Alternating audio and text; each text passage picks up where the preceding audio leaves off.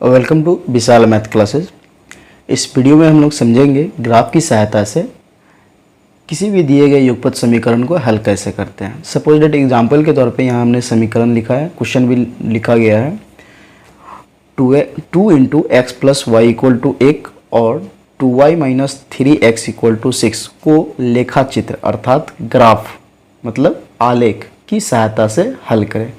मतलब ये जो इक्वेशन दिया हुआ है 2 into x plus y equal to 1 और 2y minus 3x equal to 6, इसे हमें ग्राफ की सहायता से हल करना है। तो सबसे पहले इस इक्वेशन को, ये जो इंटू दिया हुआ है ब्रैकेट के रूप में, इसे हम लोग थोड़ा विस्तार कर लेते हैं, हल कर लेते हैं।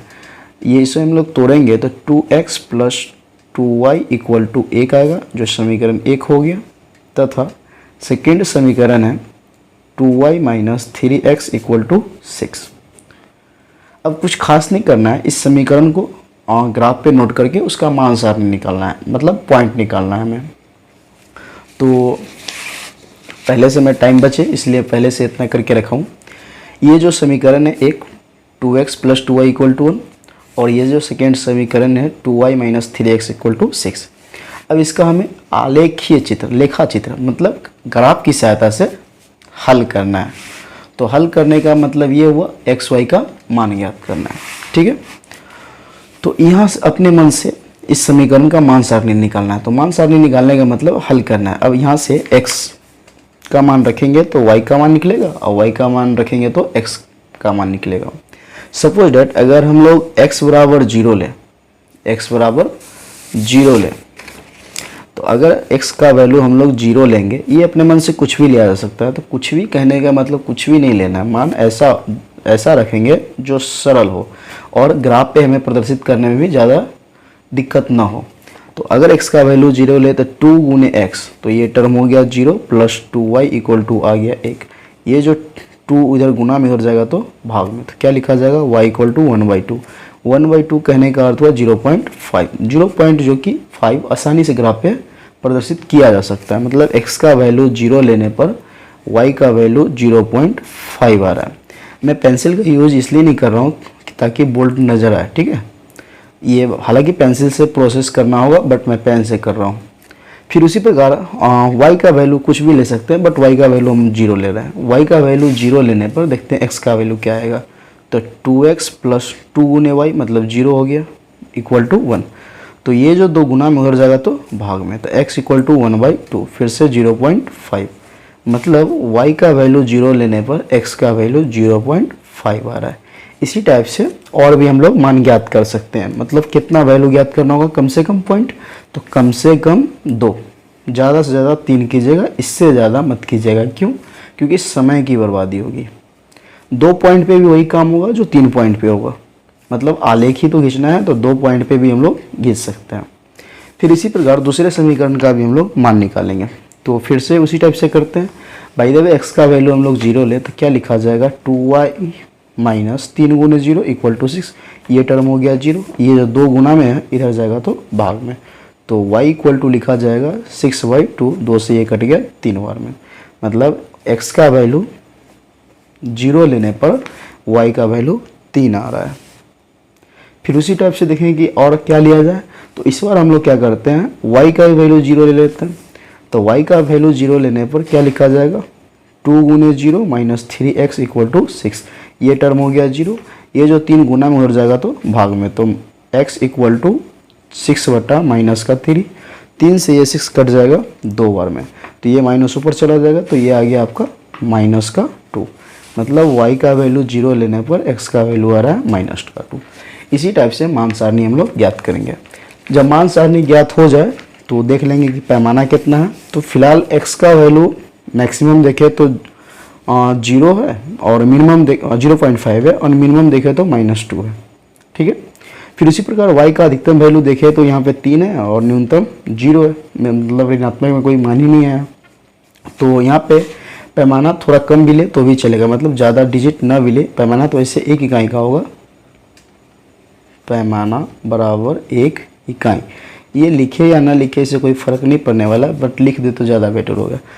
तो ये आपका हो गया x o x डैश, ये y o y डैश। ठीक है। उसके बाद हम लोग ये जो x अक्ष है और ये जो y अक्ष है इस पे संख्या को चिन्हित करेंगे। तो ये हो गया 1 प्लस का, फिर 2, फिर ये 3, फिर ये 4। इस टाइप से आगे ना भी लिखे तो भी कोई दिक्कत नहीं, क्योंकि इतना हमें दर्शाना भी नहीं। फिर उस टाइप से माइनस का 1, माइनस का 2, माइनस का 3, फिर उसी टाइप से प्लस का 1, प्लस का 2, प्लस का 3, प्लस का 4, फिर इधर भी माइनस का 1, माइनस का 2, माइनस का 3। इस टाइप से संख्या को चिन्हित कर देंगे। उसके बाद हम जो भी मान सारणी निकालें उस मान सारणी को दर्शाएंगे। जैसे समीकरण 1 को पहले दर्शाएं या 2 को, तो किसी को भी दर्शा सकते हैं, इसमें कोई फर्क नहीं पड़ता है। तो पहले हम लोग समीकरण 1 का जो भी मान ज्ञात किए हैं, जो भी बिंदु आया उसे ग्राफ पे हम लोग प्रदर्शित करते हैं। तो पहला बिंदु है 0,0.5, मतलब x का वैल्यू 0, x का वैल्यू 0, y का वैल्यू 0.5। इस बिंदु को हम लोग प्रदर्शित करते हैं। तो x का वैल्यू 0 हो या y का वैल्यू 0, ये मूल बिंदु पे होगा। तो x का वैल्यू 0 और y का वैल्यू 0.5 जो कि यहाँ पे होगा। अब जब बिंदु हम लोग दर्शाएंगे तो इस टाइप से पेन को यहाँ पे रखेंगे, थोड़ा इस टाइप से घुमा देंगे।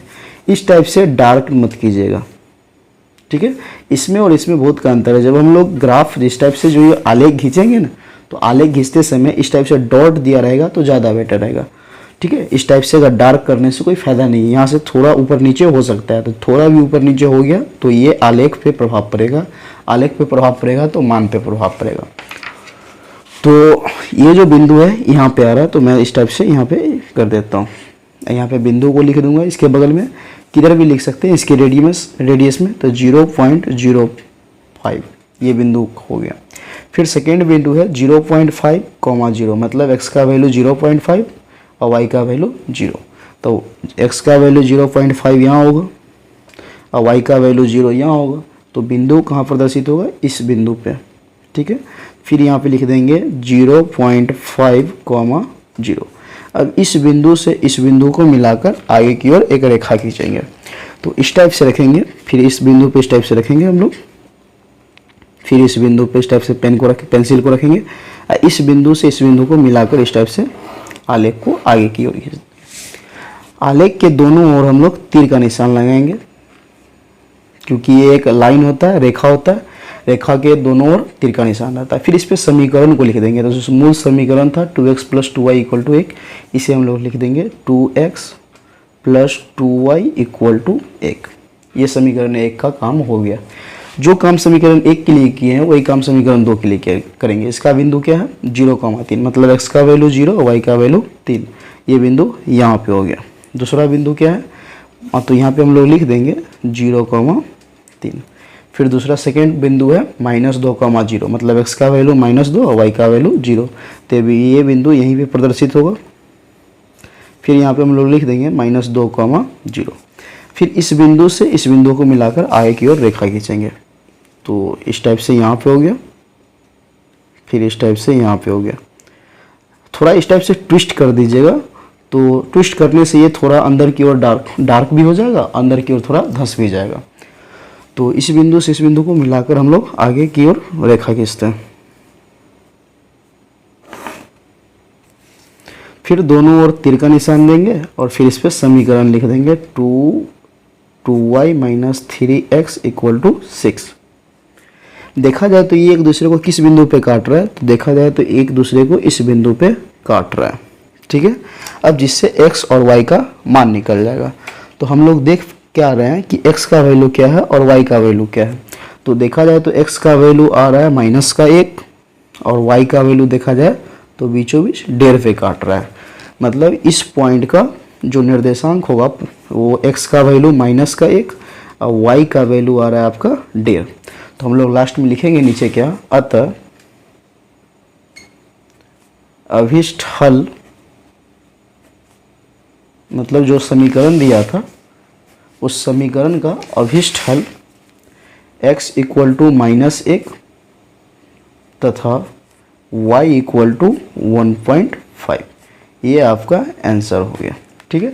तो इस टाइप से किसी भी ग्राफ को, कोई भी समीकरण हो, कोई भी समीकरण हो, तो प्रोसेस यही रहेगा, ठीक है। मान सारणी निकालेंगे, दो पैमाना जरूरत के हिसाब से लेंगे, ठीक है। ये पैमाना फिलहाल 1 इकाई का था, मतलब इसके और इसके बीच की दूरी 1 इकाई था। तो इस टाइप से हम लोग किसी भी कोई भी ग्राफ का इक्वेशन हो, कोई भी इक्वेशन, और बोले कि आलेख की सहायता से या ग्राफ की सहायता से हल करें, तो हल करने का यही प्रोसेस था। ठीक है, वीडियो अच्छा लगा हो तो लाइक कीजिए।